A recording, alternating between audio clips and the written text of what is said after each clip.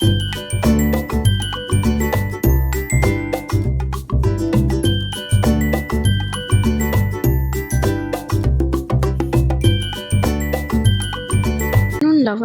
कैसे हैं आप सब? उम्मीद है अच्छे होंगे, खुश होंगे और मेरी स्टोरी को सुन रहे होंगे।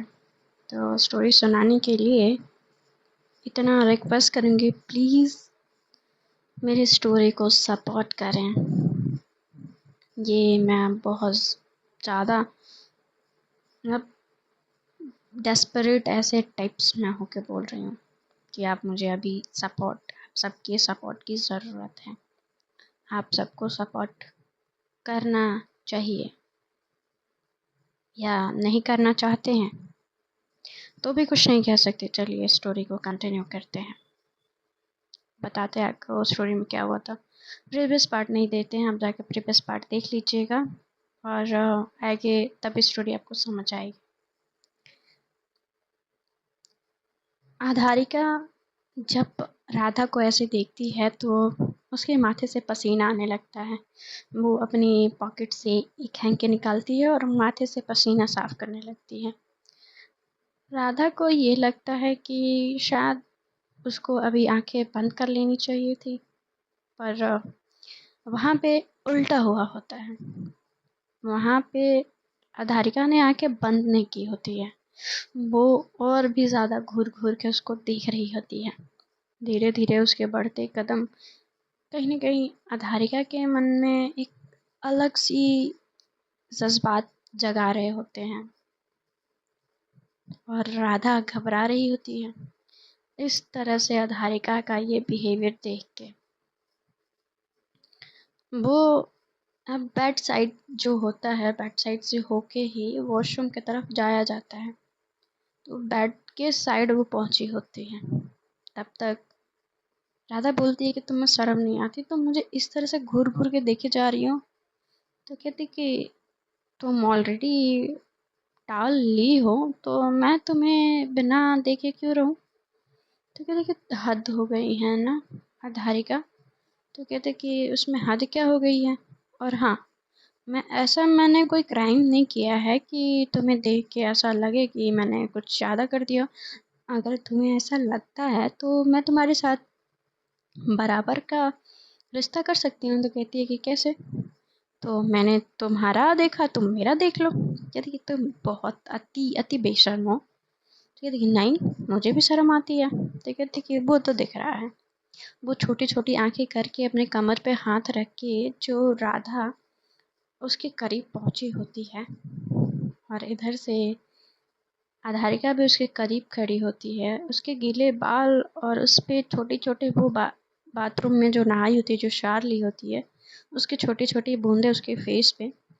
उसके फेस को जैसे ऐसे लग रहा होती कि किसी मोती ने उसके चेहरे को सजा दिया हो। अब आधारिका उसको इस तरह से देखे जा रही होती है तो राधा भी उसको घूरे जा रही होती है। कहती कि ये नज़र नहीं हटा रही तो मैं भी नहीं हटाऊंगी। वो दोनों एक दूसरे की नज़रों में नज़रें डाल के थोड़ी देर तक एक दूसरे को घूरते हैं। जब वो घूर रहे होते हैं तो आधारिका कहती है कि तुम्हारी आंखों में कोई तो जादू है। तो कहती है कि कैसे जादू? तो कहती है कि वही,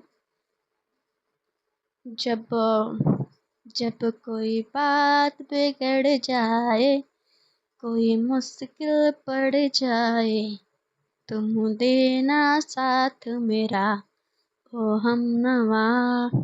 तो कहती कि अच्छा, मतलब इतने मुश्किल सिचुएशन में और इस तरह कौन गाना गा सकता है। तो कहती कि मैं आधारिका। तो कहती कि हाँ, पता ही था, खुद का ही नाम लोगी, अपने मुंह मिट्ठू मियाँ बन लो।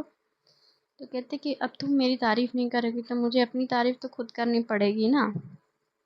और वैसे भी इतनी हॉट हॉट बन के घूम रही हो तो तुम्हें इन नज़रों से घूरना तो बनता है। कहती कि बस अब रहन दो ना, बहुत हो गया तुम्हारा ना, ये चालबाजी मेरे सामने काम नहीं आएगी। तो कहती है कि ओह हेलो मैडम, कौन सी चालबाजी? मैंने आपके साथ कोई चालबाजी नहीं दिखाई है। आप भूल रही हैं कि आप मेरे साथ होते हुए भी आपका ध्यान कहीं और है। तो कहते कि मेरा ध्यान यहीं पे है। तो दोनों इसी तरह से तू मैं कर ही रहे होते हैं। तब अचानक से राधा का पैर थोड़ा सा वो अपना आगे बढ़ाती है, क्योंकि उसके बालों से जो पानी रिस के नीचे गिरा होता है फर्श पे, उस पे वो पैर रखती है, उसका पैर स्लिप हो जाता है, मतलब इनबैलेंस हो जाता है। जैसे इनबैलेंस होता है, वो दोनों की बॉडी एक दूसरे से टकराती है और वो बेड पे गिर जाते हैं। इस सिचुएशन में आधारिका नीचे होती है और राधा उसके ऊपर होती है, और उसके गीले बाल से जो पानी रिस रहा होता है अब आधारिका के फेस पे रिस रहा होता है। वो ठंडे ठंडे पानी की बूंदे जब उसके फेस पे टपक रहा होता है, तो उनके मन में ना एक होता है ना, मदहोशी सी छा रही होती है। भले ही राधा ने उस वक्त जब अपने प्यार को उसने एक्सेप्ट नहीं किया होता है, पर जैसे आधारिका उसके करीब होती है, जिस तरह से उसके कमर को उसने होल्ड किया होता है, वो उसके कमर को छुड़ाना चाहती है। राधिका वो अपने कमर को जैसे तैसे छुड़ाने की कोशिश कर रही होती है। वो उसकी ग्रिप और कसती जा रही होती है उसके ऊपर, और उसको टर्न करके अब आधारिका उसके ऊपर आ जाती है और राधा उसके नीचे हो जाती है। कहते कि मैडम, इतनी भी क्या जल्दी है मुझसे पीछा छुड़ाने की? अभी तो मोहब्बत शुरू हुई है, और इस मोहब्बत का नशा चढ़ना अभी तो शुरू हुआ है। तो इतनी जल्दी क्यों है? जो उतारना चाहती हो? तो कहते कि मैं और उतारना चाहती हूँ? बिल्कुल नहीं। ये नशा तो ऐसा है कि अगर जिस पे चढ़ जाए, उस मोहब्बत के रंग में बस रंग के ही रह जाता है। राधा की ये बातें सुन के कहीं न कहीं आधारिका के मन में एक जज्बात पनप रहा होता है, एक जिज्ञासा जग रही होती है। कहती है कि राधा, सच में तुम मुझसे प्यार नहीं करती? उसने जब ये सवाल किया होता है, राधा अपनी नज़रें चुराने लगी होती है आधारिका से। आधारिका वो इंतज़ार कर रही होती है कि जो इसके प्यारे लिप्स पतले से हैं, जिन पे ये पानी की कुछ बूंदे अलग मोती की तरह चमक रही हैं, इन लबों से वो कुछ बोले, मगर वो बोल नहीं पा रही होती है। वो अपनी नज़रें चुरा रही होती है और अपनी कमर को छुड़ाने की कोशिश में जद्दोजहद कर रही होती है। देखिए, फालतू में तुम इतना कोशिश कर रही हो। जब तुम मेरे ऊपर थी तब तुम छुड़ा नहीं पाई, अब मैं तुम्हारे ऊपर हूँ तो कैसे छुड़ा पाओगे मुझसे? उनको बिल्कुल भी ध्यान नहीं होता कि दरवाज़ा जो है खुला हुआ है, और इन दोनों का ये बेड वाला रोमांस चालू होता है। फिर जैसे तैसे करके राधा उसको अपने कोनी को उसके सीने पे टिका के बहुत तेज से धक्का देती है, और राधा खड़ी हो जाती है। जैसे ही राधा खड़ी होती है, आधारिका उसका टॉवल पकड़ ली होती है, जैसे कि वो थोड़ी सी तेजी से उसका टॉवल खींचे और उसका टॉवल खुल जाएगा।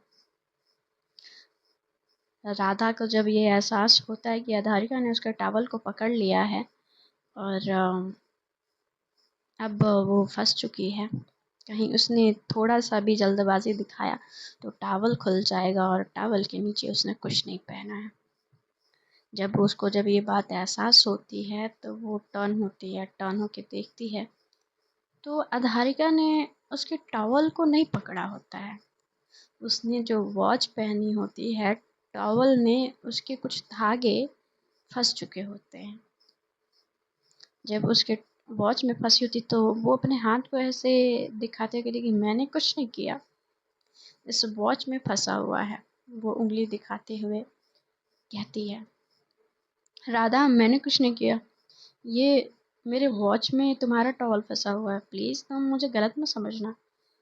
जब इतनी मासूमियत से और पप्पी फेस बना के उससे जब ये कहती है, फिर राधा पीछे आती है और उसके वॉच से अपने टॉवल को वो खींचने लगती है। उसे उलझन हो रही होती है उसके, क्योंकि उसके टॉवल से थोड़ा-सा उसके गोरे बदन का दर्शन अधारिका को हो रहे होते हैं। अधारिका बस सोच रही थी तुम ऐसे ही छुड़ाते रहो और हम ऐसे ही देखते रहें।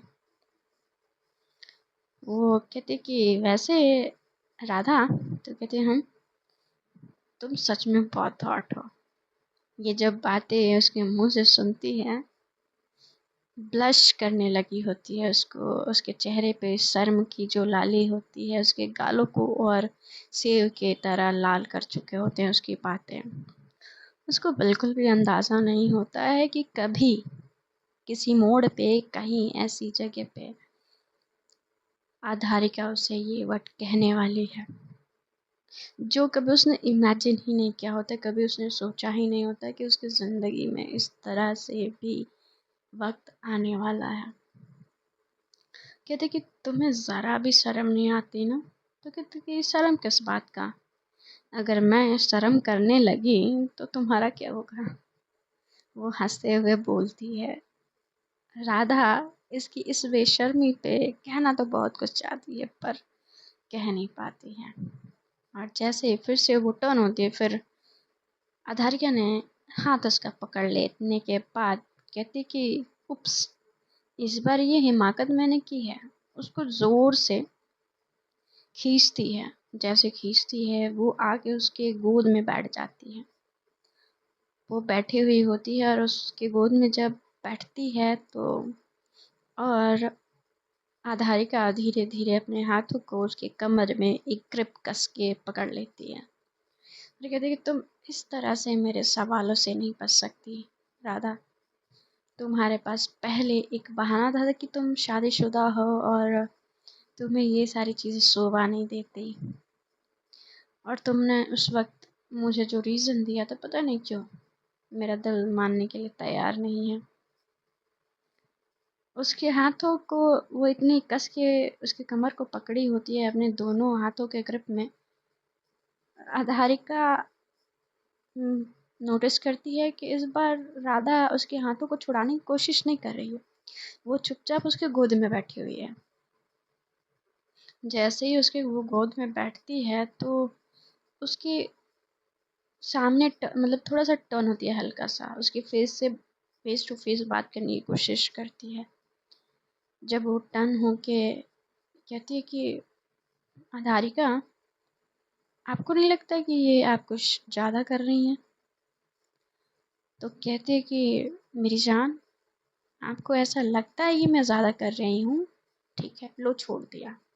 उसको कमर से जैसे ही छोड़ती है, राधा के दिल में हल्की सी टीस उठती है। छोड़ दिया? क्या ज़रूरत थी छोड़ने की? ऐसे सोचते हुए उसकी गोद से वो उठ जाती है और कहती है कि मैं कपड़े क्या पहनूंगी? तो कहती है कि मैंने बताया तो था वहाँ पे मेरा वार्डरोब है, उसमें कुछ कपड़े रखे होंगे, तुम पहन सकती हो।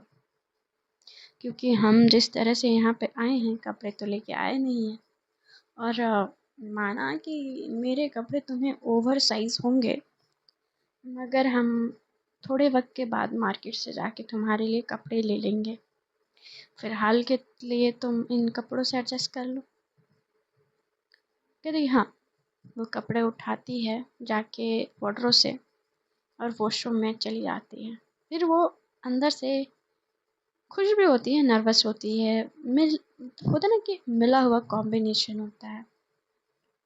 उसके फेस पे जो ब्लश, जो शर्म की जो लाली थी वो अभी भी टिकी हुई थी, जिस तरह से अभी भी वो शर्मा रही थी। और वो वक्त याद कर रही थी जैसे उसने उसके टाल से, कैसे वॉच से अपने टाल को छुड़ाया, कैसे अधारिका ने उसको उसके हाथ पकड़ के अपनी गोद में बैठाया और उसके कमर में अपने धीरे धीरे हाथों को बढ़ाया और उस कमर को कस लिया अपने हाथों में। ये सारी चीज़ें वो सोच रही होती है वॉशरूम में जाके।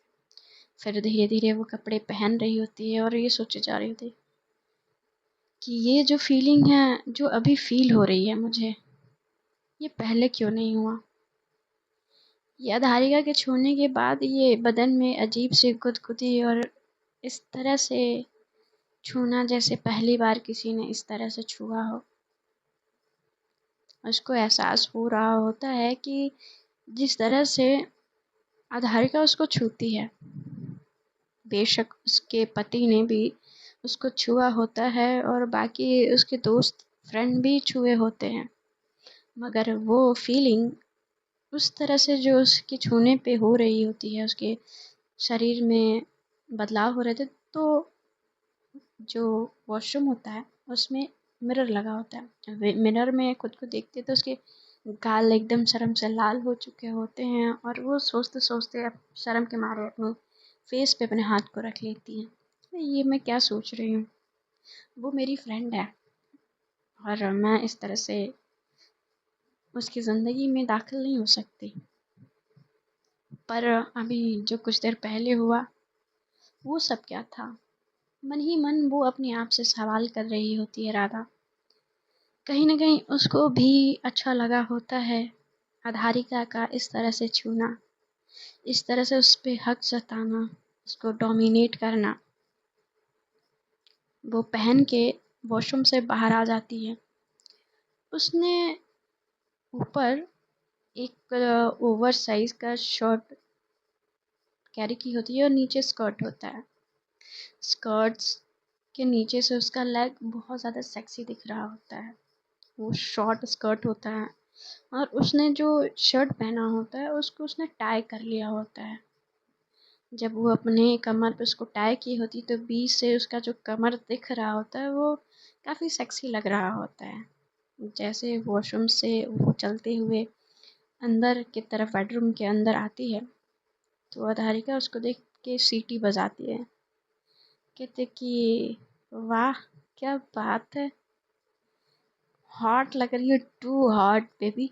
जब ऐसे ही बोलती है तो कहती कि क्या, तो कहती कि कुछ नहीं, मतलब बहुत अच्छी लग रही हूँ और मुझे यकीन नहीं होता कि तुम्हें मैंने सिर्फ साड़ी में देखा था और तुम इन कपड़ों में भी इतनी ज़्यादा खूबसूरत लग सकती हो, मुझे यकीन नहीं हो रहा। कहती है कि मैडम आपको यकीन नहीं हो रहा, यकीन करने की कोशिश करें आप, हम हर कपड़ों में अच्छे लगते हैं। जब वो ये बात कहती है तो कहती कि हाँ ये बात तो है। वैसे ही उसके दरवाजे पे दस्तक होती है। उस दरवाजे पे दस्तक उनकी दादी का होता है। दादी दरवाजे पे होती हैं और आधारिका दादी को देख के बहुत खुश हो जाती है। उसने अपने दादा दादी से मिला तो होता है बट दादी पर्सनली उसके रूम में आई होती हैं तो दादी को देख के आधारिका खुश हो जाती है और दादी की तरफ भागते हुए जाती है। कहते कि दादी आप, दादी जो होती है काफ़ी एज हो चुकी होती है तो उनके हाथ में एक लकड़ी होता है जिससे वो अंदाज लगाते हुए दूसरों के कमरे में पहुंचती है। दादी आती है, कहती कि तुम दोनों बच्चियां कब से कमरे में हो, चलो बाहर चलो, बहुत घर में लोग हैं, तुम्हें सब दोनों को बड़ा अच्छा लगेगा, परिवार से मिलो जुलो, तुम दोनों, तुम तो अपने परिवार को जानती हो मगर ये बच्ची नहीं जानती है। तो कहती है आधारिका की दादी मैं सबसे मिलवा दूंगी राधा को और आप चलिए ना। तो कहते कि हाँ ठीक है। वो अपने दादी को अपने कमरे के बाहर तक उसको छोड़ के उनको आती है और कहती कि मैं भी फ्रेश हो लेती हूँ।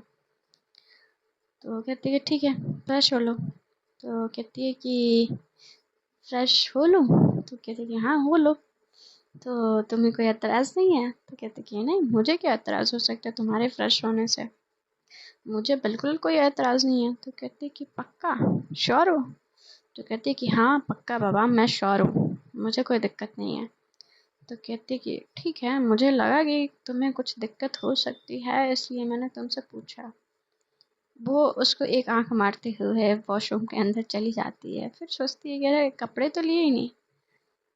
तो कहती है कि राधा कपड़े दे दोगे प्लीज़, क्योंकि वो वॉशरूम में जाके फिर उसको वापस आने का मन नहीं होता है। वो बैठती है वॉशरूम में और राधा को आवाज़ देती है कि हाँ, कहती पर अभी तक इसने मुझे सताया है ना, रुक जा बेटा अभी बताती हूँ। अब वो जाती है, वो पूरे कबर्ड को ढूंढ डालती है, उसने उसमें कोई उसको कपड़े ऐसे लगता नहीं कि जो उसको दे। एक कपड़ा उसको मिलता है जो कि जीन्स होता है और उस पे टॉप होता है। वो जीन्स और टॉप निकालती है। टॉप जो होता है वो भी हल्का पिंकिश होता है और जीन्स ब्लू में होता है, लाइट ब्लू में होता है। निकाल के ले जाके देने के लिए खड़ी हुई होती है, फिर कहती है कि नहीं, जब मैं टॉवल में थी तो इसने मुझे बहुत परेशान किया था और मैं अब इसको परेशान करूँगी। रुक जाओ बेटा, बदला, ऐसे कैसे हो सकता है कि मैं तुम्हें छोड़ दूँ? अब हुआ ना बराबरी का मुकाबला। वो अब चुपचाप बैठ के अपने नील को सेट करने लगती है और बार बार आधार का आवाज़ दिए जा रही होती है उसको। कहती है कि राधा, प्लीज़ कपड़े दे दो, मैंने नहा लिया है। तो कहती है कि हाँ ठीक है, देती हूँ, बाहर आ जाओ, मैंने तो कपड़े निकाल के रख दिए, देखो। तो कहती है कि मैं देख कैसे सकती हूँ यार, मैंने कपड़े नहीं पहने हैं, तुम्हें पता है।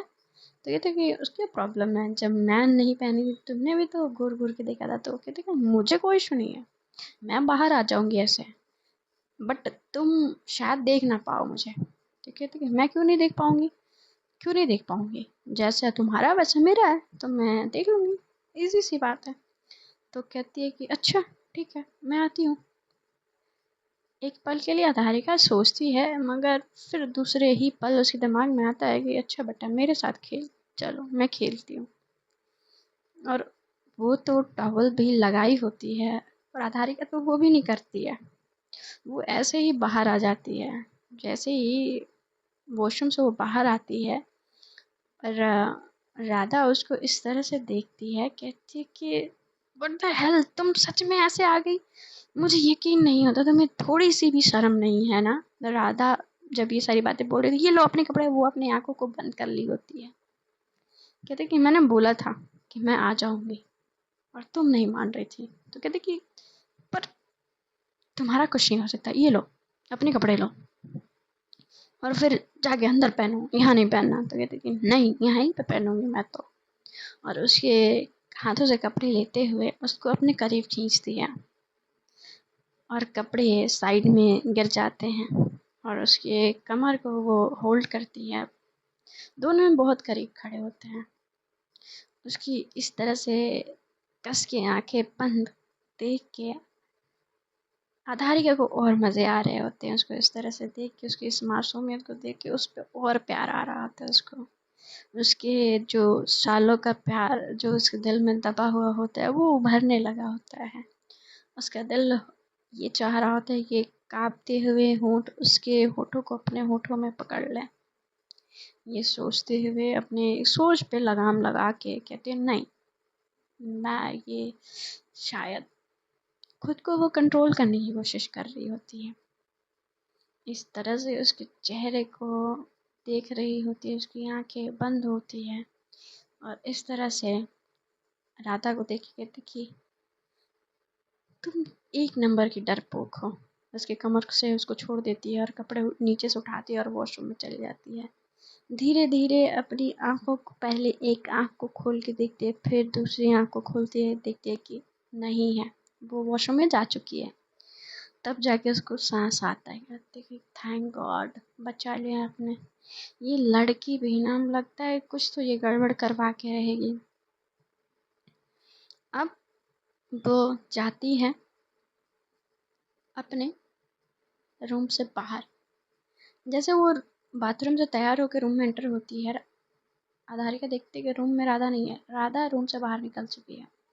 वो भी जल्दी से तैयार वैयार होके बाहर निकलती है, कहती कि ये कहाँ चली गई, यहाँ के बारे में तो जानती भी नहीं है, ऐसे कैसे घूम रही। किसी ने कुछ पूछा और इसने कुछ अलग कह दिया, मैंने कुछ अलग कह दिया।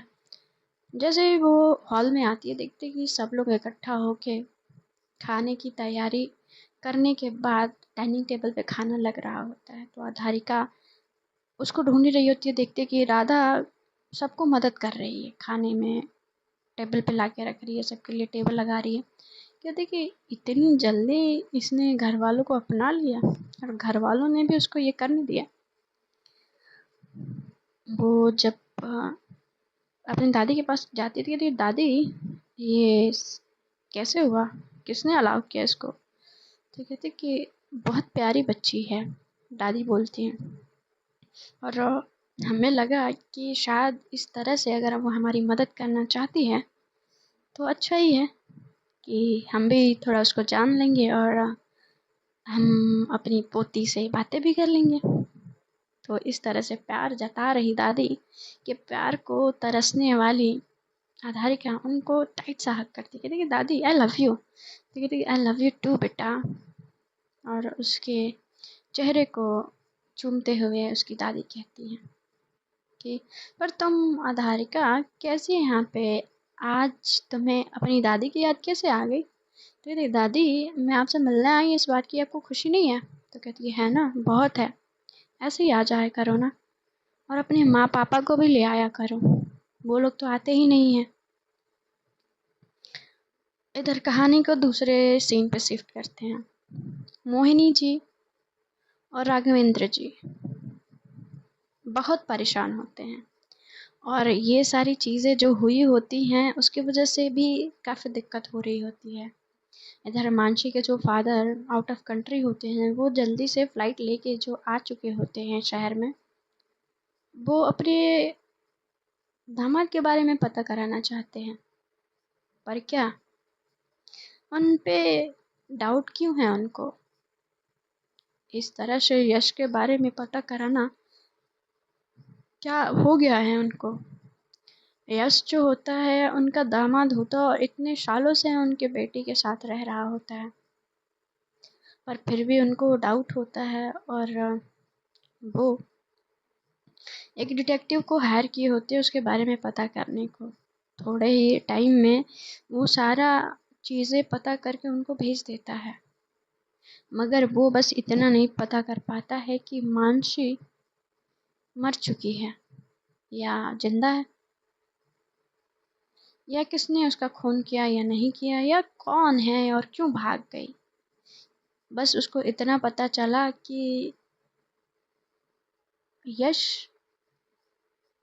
थोड़ा सा सही इंसान नहीं है, उसने कंपनी में काफ़ी घोटाले किए हैं, उसके घोटाले सामने आ चुके होते हैं, उसने जो घोटाले किए होते हैं ऑफिस में, और उसका जो अफेयर होता है ऑफिस के बाहर, उसकी जो पीए होती है, जो पर्सनल असिस्टेंट होती है, उसके साथ ही उसका अफेयर होता है। इस बात की खबर कानो कान किसी को नहीं होती है, मगर जब मानसी के फादर ने उसको हायर किया होता है, उस डिटेक्टिव को, तो उसको हिदायत दिया होता है पर्सनली कि उसके बारे में छोटी से छोटी बात उसको जाननी है। ये सारी बातें बताता है, तब उसके डैड, मानसी के डैड की आंखें छोटी हो जाती हैं। जैसे ही उनकी आंखें छोटी होती है और उनके दिल में अलग सा दर्द, एक अलग सा टीस उठता है कि शायद मेरी बेटी इसीलिए इसको छोड़ के भाग गई, शायद इसी ने कुछ किया होगा। अब उनका पूरा का पूरा शक यश पे घूम जाता है। दूसरे ही दिन बोर्ड मीटिंग बुलाई गई होती है। अगली सुबह बोर्ड मीटिंग के दौरान वहाँ पे बोर्ड मेंबर्स आते हैं, वहाँ पे यश भी आता है। यश, मोहिनी और राघवेंद्र जी, वो भी उस बोर्ड मीटिंग के मेंबर्स होते हैं, क्योंकि चेयरमैन जब वो बना होता है तो उसमें मोहिनी जी का बड़ा हाथ होता है। मोहिनी जी सारे बोर्ड मेंबर्स के सामने ये कहती हैं कि इन महाशय ने मेरे पति पे हाथ उठाने की कोशिश की है। आप सबको पता है कि मैं मोहिनी कुछ भी बर्दाश्त कर सकती हूँ, मगर अपने पति का अपमान नहीं। और जिस चेयर पे ये बैठे हैं उस चेयर को बनाने वाली मैं हूँ, मोहिनी। और इस व्यक्ति की हिम्मत कैसे हुई मेरे पति पे हाथ उठाने की, आप सब डिसाइड करें कि कल को ये इंसान आप सबके साथ ऐसा बिहेव कर सकता है और ये कुछ भी कर सकता है। उस वक्त आप सब क्या करेंगे? आपके मन में क्या सवाल आएगा कि शायद आप सब ने गलत इंसान को चूज़ किया? राघवेंद्र जी चुपचाप बैठ के सुन रहे होते हैं। इधर यश भी बोल रहा नहीं रहा होता है। वो भी अभी सुन ही रहा होता है, वो चुपचाप सुने जा रहा होता है। और मोहिनी जी बोल रही होती हैं। जैसे ही मोहिनी जी बोल के बैठती हैं, यश खड़ा होता है। यश खड़ा होने के बाद कहता है कि माय डियर फ्रेंड्स, आप सबको पता है कि मैं इस शहर का इकलौता बिजनेसमैन हूँ और जिससे आप सबका घर चलता है। आप सबको पता होगा कि अगर मैं अपने बिजनेस आपके बिजनेस से खींच लूँ, आप सबके बिजनेस बंद हो जाएगा। और रही बात इनके पति की बेइज्जती की, तो इनको अच्छे से भी बहुत अच्छे से पता है कि मैंने इन पे ये सारी चीज़ें क्यों की, क्योंकि इनकी बेटी ने मेरी बीवी को बहला के फुसला के अपने साथ भागने पे मजबूर किया। बोर्ड मेंबर्स में बातें होने लगती है, ये क्या बेहूदी बातें चल रही हैं यहाँ पे। कोई लड़की किसी लड़की को क्यों भगाएगी, और ऐसा क्या था इनके बीवी में कि जो कोई इनके बीवी को लेके भाग जाएगा कोई लड़की। इनकी बीवी को दूध पीती बच्ची तो है नहीं। बोर्ड मेंबर्स में बातें होने लगती हैं। थोड़ी देर में अपने डेस्क पे हाथ पटकते हुए यश बोलता है कि साइलेंस प्लीज साइलेंस। आप सबको पता है इनकी बेटी लड़कियों में इंटरेस्टेड है। इनकी बेटी अपना बिस्तर गर्म करने के लिए मेरी बीवी को बहलाया फुसलाया। जब ऐसे इल्ज़ाम अपनी बेटी पे सुन रहे होते हैं राघवेंद्र जी, तो उनके दिमाग में एक ही सवाल आ रहा होता है कि काश ये इंसान अकेले मिले और इसका मुंह तोड़ दे। ये जो उल जलूल बातें कर रहा होता है उसको थोड़ा सा भी यकीन नहीं होता सब लोगों को कि ऐसे कैसे कोई अपनी बीवी के बारे में बोल सकता है और इस तरह ओपन होके। वो सोच रहा होता है कि अब ये कुछ बोलें और इनके आगे कोई लीगल एक्शन वो ले पाए। जैसे कहते हैं कि इनकी बेटी खुद बदचलन है और दिन भर रात भर ये बार में पड़ी रहती है, तब तो इनको अपनी बेटी की कोई फिक्र नहीं होती। और आज इनको अपनी बेटी और अपने पति की फिक्र हो रही है। जब ये शहर में आए थे तो उन्होंने अपनी बेटी का रंग ढंग नहीं देखा था। जाके इस शहर के हर उस बार हर उस डिस्को में जाके पूछें तब इनको पता चलेगा कि इनकी बेटी की रंगरलियाँ कैसी हैं, कैसे रातें रंगीन की हैं। ये बातें कहते हुए उनकी तरफ उंगली उठाते हुए राघवेंद्र जी की तरफ और मोहिनी जी की तरफ, तब बोर्ड मेंबर्स में ये बातें होने लगती हैं कि क्या इनकी बेटी इतनी गिरी हुई है। हाँ, और ये इल्ज़ाम यश पे लगा रही हैं कि इनके पति पे उसने हाथ उठाया। बातें जब हो रही थी कानों कान में गाने फूसी चल रही होती सामने ही, कोई भी इतनी हिम्मत तो नहीं होती कि एकदम मुंह पे आके कुछ कहते। तब मोहिनी जी चिल्ला के बोलती हैं, यश अपनी हद पार मत करो। तो यश बोलता है कि मोहिनी जी चिल्लाइए मत, ये आपका ऑफिस नहीं, ये मेरा ऑफिस है और इस ऑफिस में मैं जो चाहूँगा वो होगा और मेरे पैसों पे सबका घर चलता है, तो कोई मुझे इस तरह से मुंह उठा के आके नहीं बोल सकता है। तब तक उस बात को जब ये खींचे जा रहे होते, राघव जी उठ के बोलते हैं राघवेंद्र जी कि यश, तुम भूल रहे हो कि जब तुम इस चेयरमैन के कुर्सी पर बैठने वाले थे तो तब तुम ही थे जो हाथ जोड़ के हमारे पास आए थे और हमारी बीवी मोहिनी जी इस चेयर की इकलौती हकदार थी, फिर भी मैंने तुम्हें ये चेयर दी और तुम आज मुझे आंखें दिखा रहे हो और मेरी बीवी को। तो भूलो मत कि ये सीट 5 साल के लिए है और हम 5 साल के लिए नहीं है। और आज तक हम और हमारी बीवी कभी भी चेयरमैन के इलेक्शन में अगर खड़े हुए हैं तो कभी हारे नहीं हैं। आज तक की हिस्ट्री उठा के देख लो और तुम अगली बार इस चेयरमैन के कुर्सी पे बैठ पाओगे, मुझे इसका कोई भरोसा नहीं लगता।